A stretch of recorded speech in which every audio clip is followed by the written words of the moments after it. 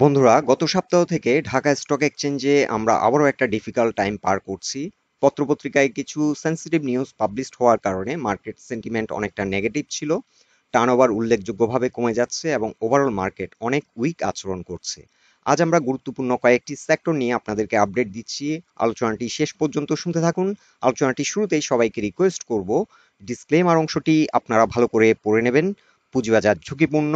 আপনার কোনো personal by এবং সেলের কারণে আপনি যদি ক্ষতিগ্রস্ত হয়ে থাকেন, সে দায় স্টক অবজার্ভার বহন করবে না। আলোচনাটি শুরু করার আগে আমরা দ্য ফিনান্সিয়াল এক্সপ্রেস .com এর একটি গুরুত্বপূর্ণ নিউজ আপনাদের সাথে শেয়ার করব। বাংলাদেশের বর্তমান নেট ফরেক্স রিজার্ভ $18 বিলিয়ন নিচে নেমে যাচ্ছে। এটি একটি কনসার্নিং নিউজ। এবং এছাড়াও আরেকটি নিউজ আমরা দেখতে পাচ্ছি, ব্যাংক ইন্টারেস্ট রেট কিছুটা বৃদ্ধি পাচ্ছে। বাংলাদেশ গভর্নমেন্ট বাংলাদেশ ব্যাংক এখন 10.7%-এ সেট করেছে ব্যাংক ইন্টারেস্ট রেট। এছাড়াও government debt day by day কিন্তু বেড়েই চলেছে। সো এই সপ্তাহে আমরা দেখতে পাচ্ছি অলরেডি কয়েকটি সেন্সিটিভ নিউজ পাবলিশড হয়েছে এবং এটার একটা মিশ্র প্রতিক্রিয়া হয়তো আমরা কালকে মার্কেটে দেখতে পাবো। এখন টেকনিক্যালি ডিএসসি ব্রড ইন্ডেক্সের অবস্থান যদি দেখি, ডিএসসি ব্রড ইন্ডেক্স ইমিডিয়েট যে সাপোর্ট পয়েন্টটি বর্তমানে রয়েছে সেটি হচ্ছে 6260 পয়েন্টে, এবং এর নিচে ফিবোনাসি চার্টে আমরা আরেকটি সাপোর্ট ড্র করেছি, সেটি হচ্ছে 6257, এবং এই জোনটিতে কিন্তু মার্কেট ভালোভাবেই সাপোর্ট পাচ্ছে। ভলিউমের দিক থেকে বিবেচনা করি, তাহলে মার্কেটে কিন্তু সিগনিফিক্যান্ট সেল প্রেশার নেই, কিন্তু ইনস্টিটিউশনাল ইনভেস্টর কিংবা বড় যারা ইনভেস্টর তারা মার্কেটে ইনঅ্যাক্টিভ থাকার কারণে আমরা যেটা লক্ষ্য করছি, অল্প ভলিউমেই মার্কেট কিন্তু অনেকটা নিচে নেমে যাচ্ছে। সো ইন শর্ট, মার্কেটের ইমিডিয়েট সাপোর্ট, স্ট্রং সাপোর্ট 6257 থেকে 6260, আর ইমিডিয়েট রেসিস্ট্যান্স হচ্ছে 6269 থেকে 6282। আরেকটি বিষয় আমরা মার্কেটে লক্ষ্য করেছি, সেটি হচ্ছে মার্কেটে রিটেল ইনভেস্টররা যতটা না পেনিক, তার চেয়ে অনেক বেশি পেনিক হচ্ছে আমাদের মার্কেট মেকার। আমাদের মার্কেট মেকার এমনভাবে মার্কেটটাকে ডিজাইন করে, এবং গত 2 মাস ধরে আমরা এই সিকোয়েন্সটি কিন্তু দেখে আসছি যে হঠাৎ করে দুই একটি স্টক নিচ থেকে উপরে উঠে আসে এবং দুদিন পর ওগুলো আবার সাস্টেইন করে না, দুদিন পর আবার ডাউন হয়ে যায়, এবং এভাবেই কিন্তু মার্কেট এলোপাথারি একটা মুভমেন্টের মধ্যে আছে। এখন আমরা এক নজর দেখে নিচ্ছি সেক্টর ওয়াইজ টার্নওভার। আমরা লক্ষ্য করছি যে লাস্ট ট্রেডিং সেশনে ফুড অ্যান্ড অ্যালাইড এই সেক্টরটি টার্নওভার হয়েছিল সবচেয়ে বেশি, অ্যারাউন্ড 60 crore, এবং তারপরের অবস্থান হচ্ছে জেনারেল ইন্স্যুরেন্স সেক্টর, টার্নওভার হয়েছে অ্যারাউন্ড 59 crore। এবং কিছু উল্লেখযোগ্য চেঞ্জ আমরা দেখতে পাচ্ছি, সেটা হচ্ছে মিসলিনিয়াস সেক্টর হঠাৎ করে কিন্তু অনেকটা টার্নওভার হয়েছে গত বৃহস্পতিবারে, এবং এখানে ইঞ্জিনিয়ারিং সেক্টরের টার্নওভারও অনেকটা বৃদ্ধি পেয়েছে। এখন আমরা ডে চার্টে দেখে নিচ্ছি জেনারেল ইন্স্যুরেন্স সেক্টরের অবস্থান। আমরা লাস্ট টাইম যখন আপনাদেরকে আপডেট দিয়েছিলাম, আমরা একটি পয়েন্ট মেনশন করেছিলাম, সেটি হচ্ছে 49.9 কিংবা 49.8। এই জোনটি জেনারেল ইন্স্যুরেন্স সেক্টরের জন্য একটি গুরুত্বপূর্ণ সাপোর্ট ছিল, এবং আমরা বলেছিলাম যে এই সাপোর্টটিকে যদি রেসপেক্ট না করে সেক্টরটি অনেক স্লো হয়ে যেতে পারে। এখন আমরা দেখতে পাচ্ছি লাস্ট ট্রেডিং সেশনে এটি এই সাপোর্টটিকে রেসপেক্ট করেনি, এবং দিন শেষে আমরা দেখতে পাচ্ছি 49.5-এ এসে ক্লোজ হয়, এবং এটি কিন্তু ফার্দার আরো নিচে নেমেছিল, এবং 50 এক্সপোনেনশিয়ালে এসে এখান থেকে রিজেক্ট হয়েছে। সো 50 এক্সপোনেনশিয়াল যেটি সাপোর্ট পয়েন্ট হচ্ছে 48.8, এই জোনটিতে এসে ভালোভাবে সাপোর্ট নিয়েছে এবং এখান থেকে রিজেক্ট হয়ে কিছুটা উপরে 49.5-এ এসে ক্লোজ হয়েছে। সো এই সেক্টরটি টার্নওভার কিন্তু সিগনিফিক্যান্টলি কমে গেছে এই সাপোর্টটিকে রেসপেক্ট না করার কারণে। আমরা গত কয়েকদিন ধরে দেখতে পাচ্ছিলাম এই জোনটিতে কিন্তু কনসোলিডেট হচ্ছিল এবং এখান থেকে রিজেক্ট হচ্ছিল, এই সাপোর্টটিকে কিন্তু রেসপেক্ট করছিল, কিন্তু লাস্ট ট্রেডিং সেশনে কিছুটা আমরা ইনকনসিস্টেন্সি দেখতে পাচ্ছি। এখন উইকলি চার্টে যদি আমরা দেখে নিই এই সেক্টরটির অবস্থান, উইকলি চার্টে আমরা একটি এখানে ফিবোনাচি রিট্রেসমেন্ট চার্ট আমরা ড্র করেছি রিসেন্ট ট্রেন্ডকে আমরা ফলো করে। এই ট্রেন্ডটি শুরু হয়েছিল এই জোন থেকে, এখান থেকে লাস্ট টাইম যে র্যালিটি করেছিল সেক্টরটি।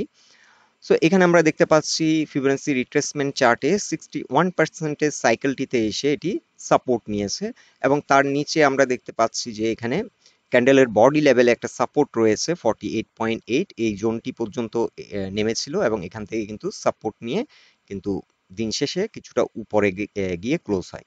সো এখন ইমিডিয়েট যে সাপোর্টটি আমরা দেখতে পাচ্ছি 49.2, এই সাপোর্ট পয়েন্টটিকে যদি রেসপেক্ট করে এই সপ্তাহে এবং এখান থেকে যদি ইউ টার্ন নেয় 50-র উপরে দাঁড়ালে এই সেক্টরটি কিন্তু আবার ভলিউম বৃদ্ধি পাবে এবং 50.9 এর উপরে গেলে সেক্টরটির যে স্টকগুলো আমরা দেখছি যে এখন নন পারফর্মিং, এই স্টকগুলো কিন্তু ভালো একটা প্রাইস অ্যাকশনে আবারও যাবে।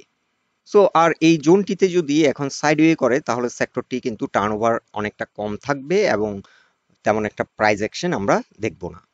সো এই সপ্তাহের জন্য সবচেয়ে গুরুত্বপূর্ণ যে বিষয়টি সেটি হচ্ছে 50-র উপরে ঘুরে দাঁড়ানো এই সেক্টরটির জন্য খুবই গুরুত্বপূর্ণ, কারণ আমরা আপনাদেরকে এটাও বলেছিলাম যে এই সেক্টরটি যদি এখন পারফর্ম না করে তাহলে ওভারঅল মার্কেট কিন্তু অনেক উইক হয়ে যাবে। এবং আপনারা এখানে লক্ষ্য করুন যে লাস্ট ট্রেডিং সেশনে জেনারেল ইন্স্যুরেন্স সেক্টরের টার্নওভার কমে যাওয়ার কারণে ওভারঅল মার্কেট টার্নওভার কিন্তু সিগনিফিক্যান্টলি কমে গেছে এবং লাস্ট ট্রেডিং সেশনে আমরা দেখতে পাচ্ছি অনলি 390 ক্রোর মতো লেনদেন হয়েছে এবং গত কয়েকদিনের যে ধারাবাহিকতা ছিল 550 থেকে 600, 650 কোটি টাকার মতো টার্নওভার হয়েছিল এবং সেখানে কিন্তু টার্নওভার উল্লেখযোগ্যভাবে কমে গেছে।